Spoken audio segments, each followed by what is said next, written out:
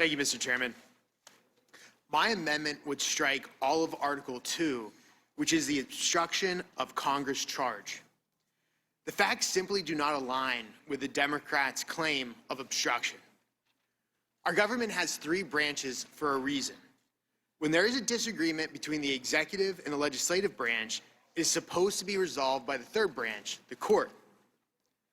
Republicans recognized this in 2011 when they investigated President Obama's Fast and Furious scandal.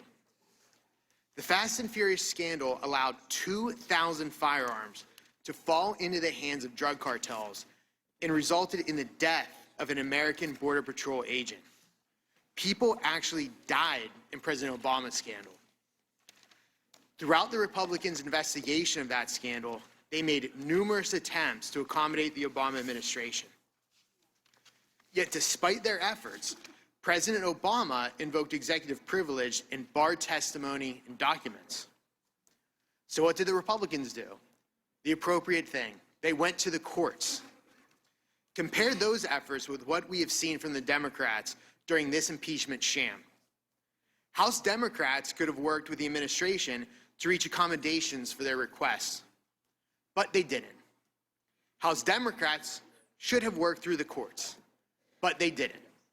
And why is that? It's simple. Because they have a political expedient deadline to send this mess out of Congress into the Senate before Christmas. So despite what you hear from my colleagues, the administration has consistently cooperated with Democrats, even though they have been out to get this president since the very moment he was elected. Let's just go through the numbers. Over 25 administration officials have testified before the House Oversight Committee. Over 25. Over 20 administration officials have testified before this very committee. The administration has also handed over more than 100,000 pages of documents since the start of the sham impeachment inquiry.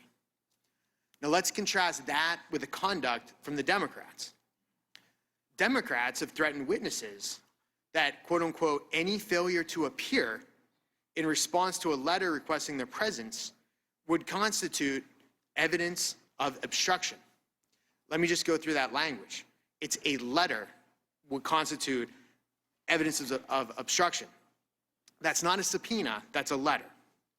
Democrats have also told the State Department employees that if they insisted on using agency counsel to protect executive branch confidentiality interests, they would have their salaries withheld.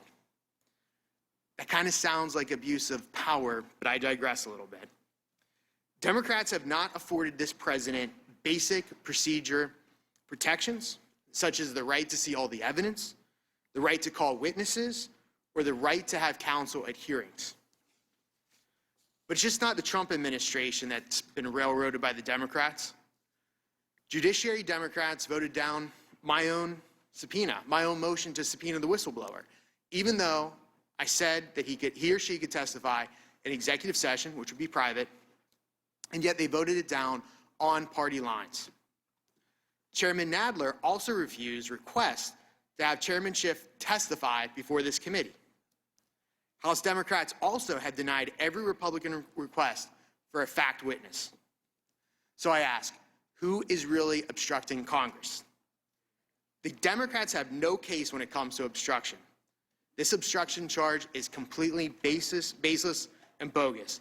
If they really wanted to charge someone with obstruction, how about they start with Adam Schiff? Thank you, and I yield back the remainder of my time.